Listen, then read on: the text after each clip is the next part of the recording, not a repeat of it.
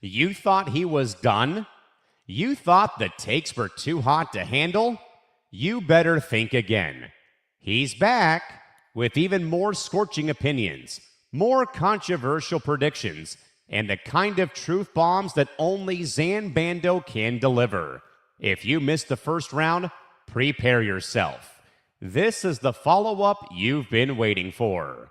It's time for Zain Zinger Part 2, another certified hit from the Empty the Bench Network. Here's your host, Zain Bando.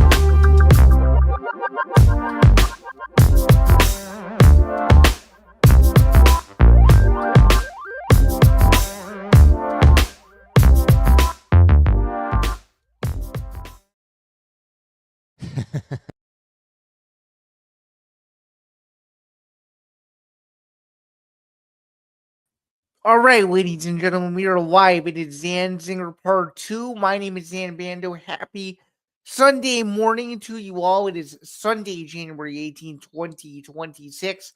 Hope you all are doing well on this very cold morning here in Chicago or in the suburbs of Chicago or wherever you might be listening to this very live stream, because we are live on a bunch of different platforms: YouTube, Twitter, Kick, and Twitch, across a bunch of different channels. My personal YouTube channel, the ETV Network YouTube channel, the Bandos Breakdowns Twitter account, my Twitter account, the ETV Sports Twitter account, and so much more. So without further ado, let's get started.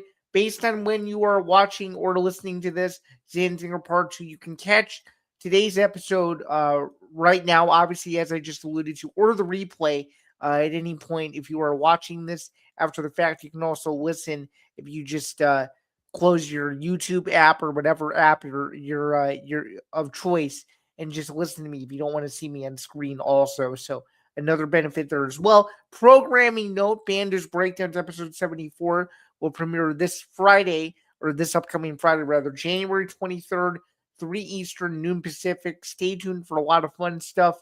With that show, we're going to have an exclusive interview with someone very close to the Music City Bowl, as I've been kind of teasing for the last couple weeks. We had to change some schedules around because I wasn't feeling well, but we're gonna actually do this thing this time. So stay tuned for that interview. It's gonna be about a 20-minute or so sit down. Stay tuned for a couple other interviews later on in the month. Some interviews that I'm ready to talk about eventually, and some that I'm not ready to talk about as they're not confirmed yet.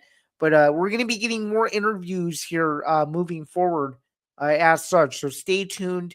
Keep watching and listening to the shows, and you won't want to miss 74, because this interview that we're going to be doing next week is going to be a big one. Probably one of the bigger ones we've done in the history of this show, based on the prominence of who we're going to be speaking with. So excited to go through that, and excited to bring you guys another episode. But that is for next Friday. Let's get into Zain Zinger Part 2, starting off with NFL survivors. So we're in the second day of the divisional playoffs. As we know, we had a bunch of outcomes yesterday. So we had 2 teams advance to the NFC and AFC championship games, respectively. We're going to get 2 more in today to fill up those matchups, and they were as follows: the Broncos defeating the Bills in overtime, controversially or what have you, in stunning fashion. And then, of course, Seattle routing the San Francisco 49ers at home, which means for the Bears, they can no longer host the NFC Championship game next Sunday. So Should the Bears knock off the Rams today, they would be going to Seattle to play the Seahawks. And of course, if the Rams win today, it would be an all NFC West showdown to go to the Super Bowl, which would be very, very exciting. So it's something to bear in mind there. Let's talk about divisional survivors. So straight up, we had the Bills to beat Denver, so we lost that, and then of course we had Seattle to beat San Francisco straight up, which they won. However, I thought San Francisco would cover. So for football forecast purposes, we're actually 0-2 because the Bills did not cover that 1.5, and the 49ers lost outright. So for forecast purposes, we're 0-2. For survivor purposes, though, we are 1-1, which would put us at 179 and 100 for the season. So something to bear in mind. They're excited to get into this a little bit more, though. Bears and the Rams, one final run through on this game. As we know, it's Caleb Williams' second ever playoff start, taking on Matt Stafford, who's obviously won a Super Bowl with the Rams and has a boatload of talent alongside him. It should be a great game. I'm excited for it. The cold weather, I think, is going to play a factor. That's why I really like the under as my lock of the week in this game. I just think it'll be very difficult to move the ball in sub-zero conditions. It doesn't seem like snow is really going to play a factor, but it is going to be really cold come tonight around 5:30 Central, 6:30 Eastern. So excited to see how the game plays out, but I do know this. It's going to be a hard-hitting, really old school type of game. The Bears and the Rams go back a while. They haven't played each other in the playoffs since 1986. That was the NFC Championship game, 85 season, 86 Super Bowl. Obviously, the Bears went on to win the Super Bowl that year at 15-1, defeating the Patriots. So obviously, could history repeat itself for the Bears play the Patriots in the Super Bowl? It's still realistically possible, as New England, if they beat Houston today, could go to the AFC Championship game on the road against the Denver Broncos. So given that, I haven't given you my survivors just yet, but in case you guys did not listen to the episode this week, we like the Rams to beat the Bears today, and we like New England to beat Houston. So we like New England to go to Denver, playing the AFC Championship, and again, we like that all NFC West matchup between the Rams and the Seahawks, which I think the Rams get out of Seattle with a win if that were to be the game. So excited to see how these play out, but we're getting down to the final 4 teams here very soon. Very, very soon. By the end of today, we will have those. And it should be a thrilling conclusion to the NFL season. Very much looking forward to seeing how all of this plays out. But yeah, that's the run through. Again, 179 and 100 going into today. We were 178 and 99 going into the divisional playoffs. So hopefully we can finish the weekend above 500 from a straight up standpoint. We won't be able to do so for forecast, for forecast. But at the very least, we can finish no better than 500, which honestly, given how difficult these playoffs have been, I will take. So there you go. All right, let's move on now to some college football. Talking about college game day, more specifically, college game day and ACC Field Pass. So without further ado, here we go. Marcus Freeman is going to be joining ESPN's College Game Day. And in fact, let me fix this. I did not do this properly. Let's show a little bit more respect to College Game Day here. 1 second. There we go. That looks a lot better. All right, so Notre Dame coach Marcus Freeman is going to be joining College Game Day on Monday night from Miami Gardens in person. And I think this is a big deal because I wonder how ESPN is going to be in regards to this Miami situation, because obviously there was a lot of controversy. Notre Dame was, one of the last 4 out, if you will, or one of the last teams that was denied a chance to go to the CFP, obviously. So I wonder how balanced they're going to be with questions around that, or if they're just going to focus on Indiana, Miami. That's going to be very interesting. I'm also interested to see what Marcus Freeman's demeanor is going into this. Obviously, Notre Dame didn't play in a bowl game. They opted to not play in one, which means they haven't played a game since late November. So I wonder how just the mindset of the overall program looks, and just how Freeman is going to handle that kind of water cooler talk or locker room talk, if you will, when he gets to the desk. I wonder how open he'll be about some of these things. I'm not really sure or what to think of it, but what I can tell you is I think Marcus Freeman is somewhat of a man of integrity. I think he's going to do what he feels is best for his program, and I think he's going to be very open and very honest. I was going to say that he was going to be selective, but now that I think about it, a live TV setting, ESPN should know what they're getting from Marcus Freeman, and if they do, then I think it should be a pretty smooth sailing interview, I would say. So I'm excited to see how it works. I'm excited to see, just kind of the way he carries himself and stuff like that. Um, I don't know though. What I can tell you is it's an interesting addition to the game day panel. I don't know if this is a one-off. I would assume it is. I wonder how Freeman will do in the TV setting. He usually does pretty well in like scrum interviews, so I don't see how he wouldn't do well in a desk setting. But that remains to be seen. So I'm not so sure on that. But what I can tell you is he's someone who genuinely cares about his team. He genuinely cares about his players, and I hope he understands that he's not just representing himself, but he's representing his program. And I think if he knows that, he will do just fine. So I'm interested to see how this plays out, and I'm also interested to see how Bill Belichick fares on ACC Field Pass. So they're doing the Miami coverage of this game. Obviously, Miami of the ACC. Of course, they're bringing in Bill Belichick. Bill Belichick, a huge name. Of course, obviously, multiple time Super Bowl champion and the current coach of the North Carolina Tar Heels. Really, all I got to say is I'm ready for the popcorn, man. I'm curious to see what Bill Belichick says. I'm curious to see how he sells his program, if he sells it at all. I'm curious to see if he has a viral quote, very similar to Kurt Signetti, um, where he said at Big Ten Media Day 2 years ago, before he even started his first season, he's like, "Yeah, I'm just getting used to this place because we're gonna be back here in a few years."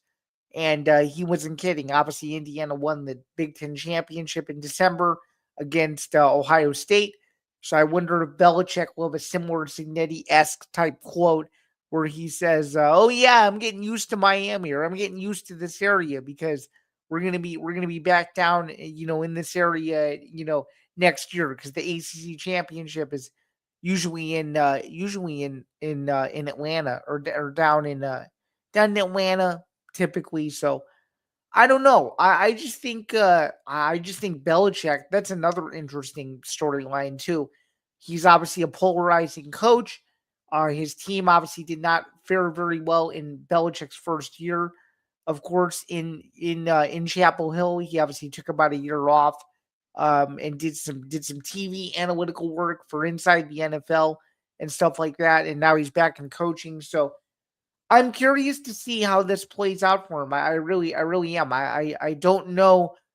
I I don't know what Belichick we're gonna get. I don't know if it's gonna be the one where he's in there and he's fiery and he's talking about all these things and he's talking about how excited he is, about his recruiting class and who he has coming back, or if it's gonna be the same Belichick where he's just going through the motions and he's excited to get out of there to watch ball, which I don't blame him. But if he knows, again, similarly to Marcus Freeman, if he knows that he's going on TV for a purpose, then he's got to act like it, because that's what a lot of people are tuning in to see. I mean, this is no disrespect. I don't know any of the ACC Field Pass people.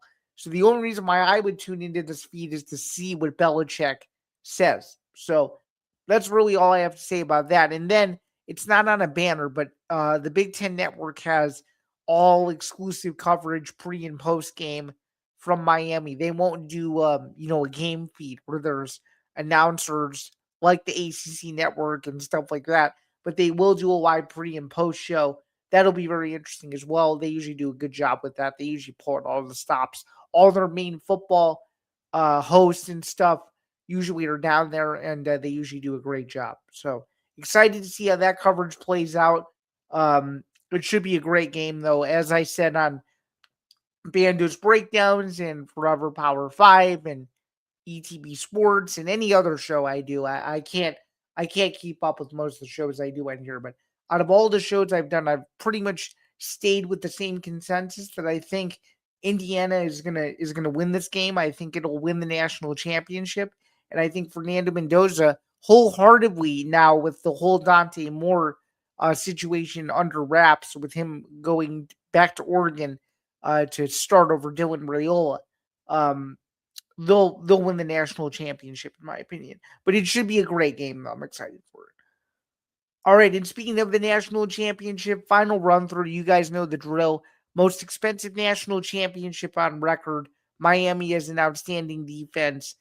Fernando Mendoza has weapons everywhere. It's going to come down to um, um, can Miami get after Indiana early and frustrate the Hoosiers, which is something no team has really done all year, maybe minus Penn State.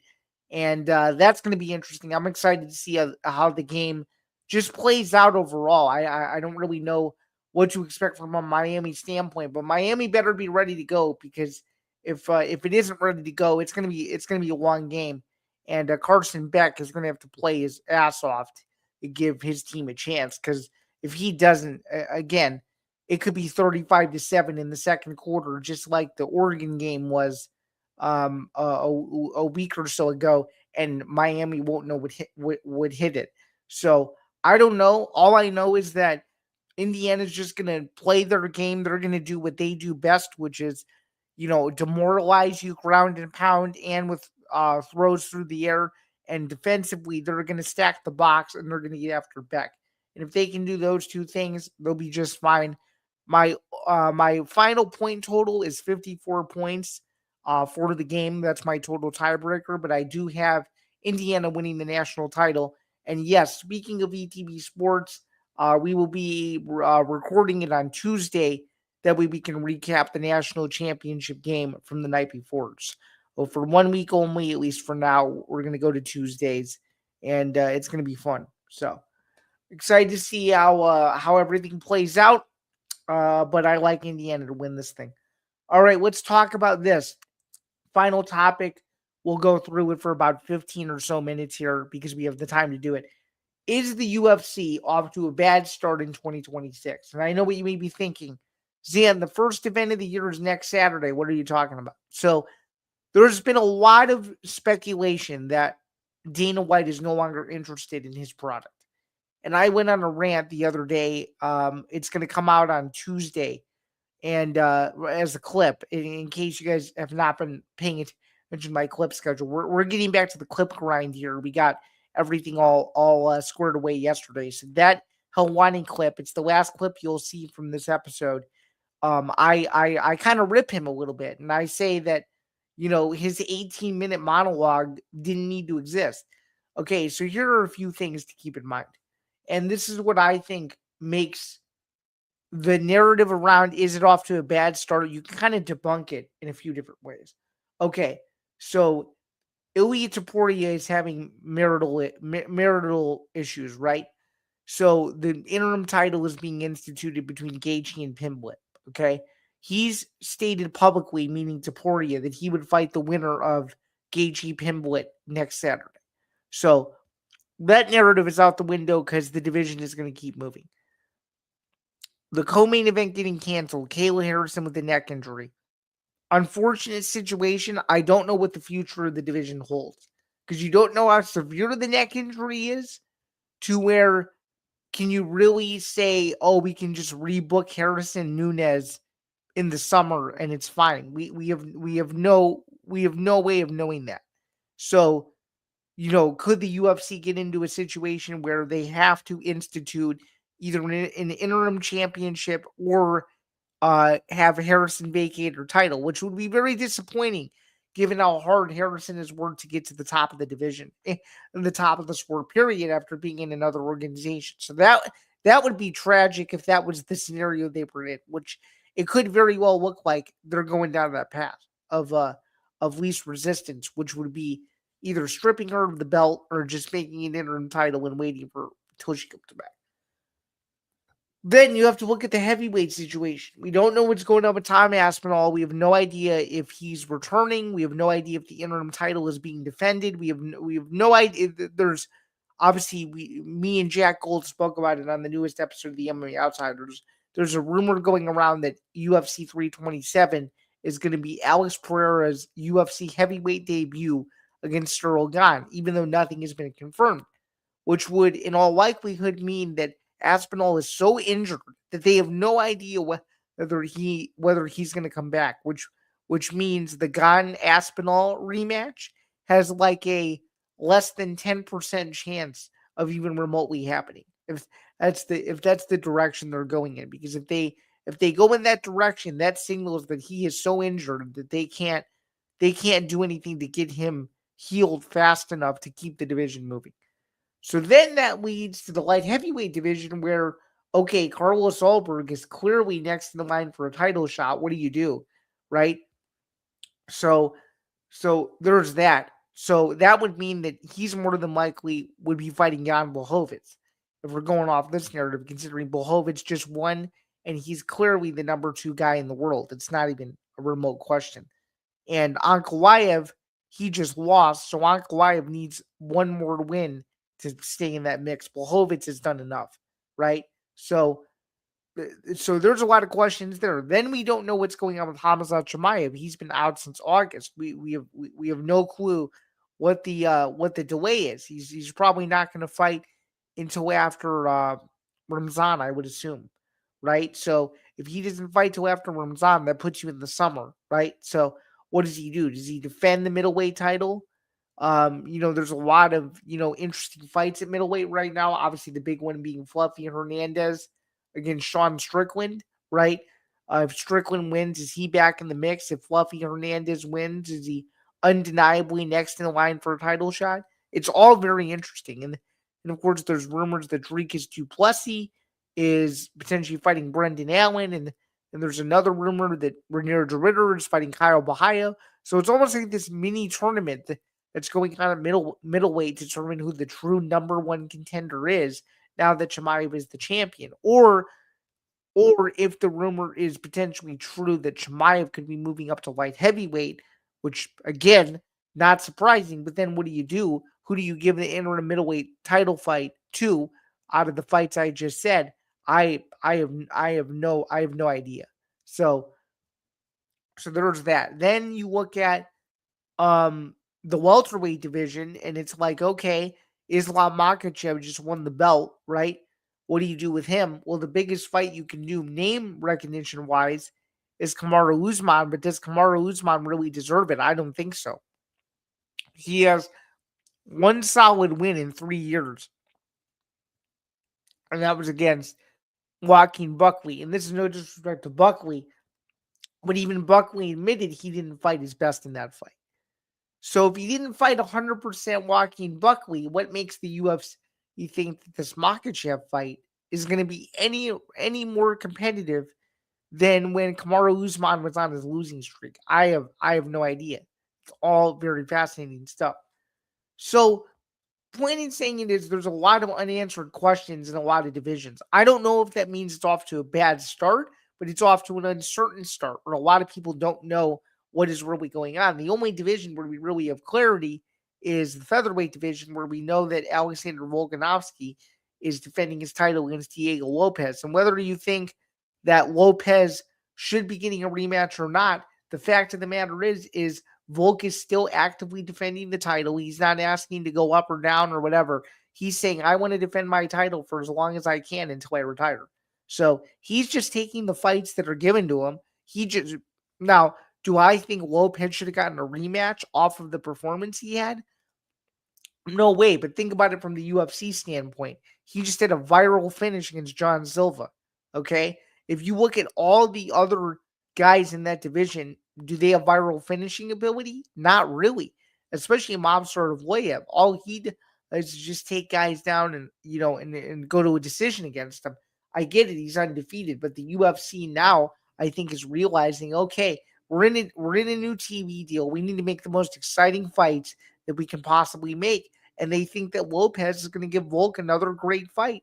Um, Almost a year later. So I'm excited for this rematch in about 13 or so days to see how Volk really looks. I'm really interested. And then obviously, um, to kind of piggyback off that, you look at the March card. You got Charles Oliveira versus Max Holloway. That's an old school of a fight as you could possibly get. I mean, and those are guys that have been around for years. That's a legacy fight if I've ever seen one. And to do it for the BMF title, it's pretty awesome. And Holloway's a beast. So obviously he wants fun fights moving forward, and that's I think a solid main event. I think it'll get a lot of people out for that because that's a good casual fan type fight as well. So again, as I alluded to, a lot of uncertainty with the UFC right now. I wouldn't say it's off to a bad start, but there's a lot of question marks in a lot of divisions. Don't really know what's happening with most of them in regards to who's fighting who and who's defending what and stuff. In the next several weeks, we'll know. But I'm excited to preview UFC 324 in the coming days.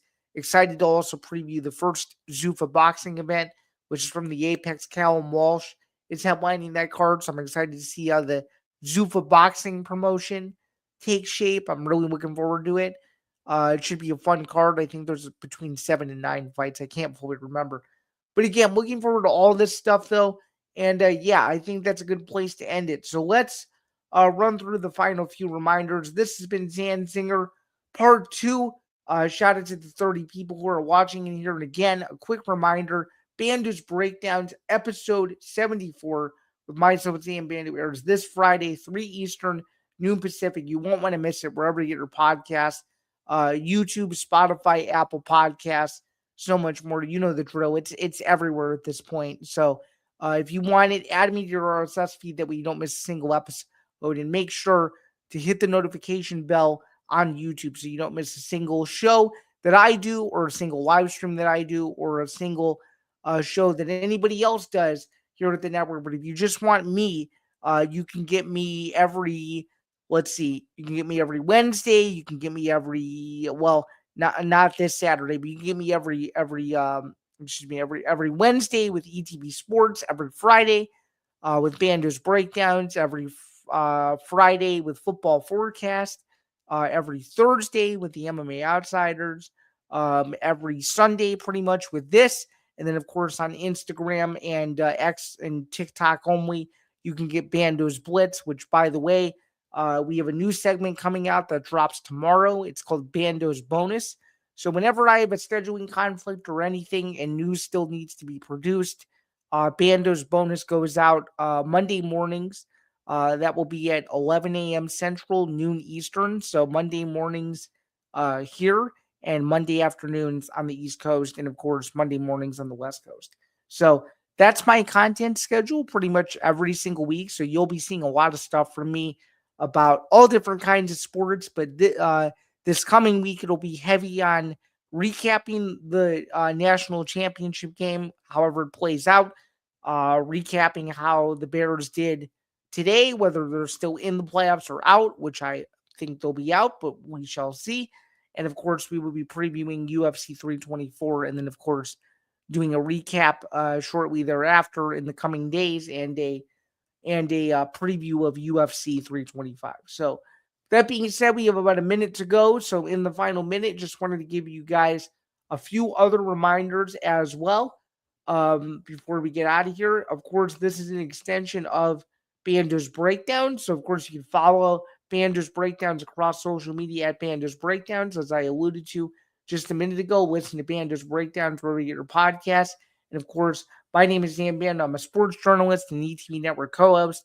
Check out my work over at MMA Knockout on Sports Illustrated, Dallas Wings on Sports Illustrated, Ohio State on Sports Illustrated, sometimes to the Cleveland Browns on Sports Illustrated, Sporting News, Field Level Media, and so much more. So, with that said, This has been Zain Zinger Part 2. My name is Zain Bando. For everybody here at the ETB Network, enjoy all the football today and enjoy all the other sports that you guys pay attention to. Stand by for Guru and Gurus in about the next 30 minutes, and I will see you guys soon. Have a good one.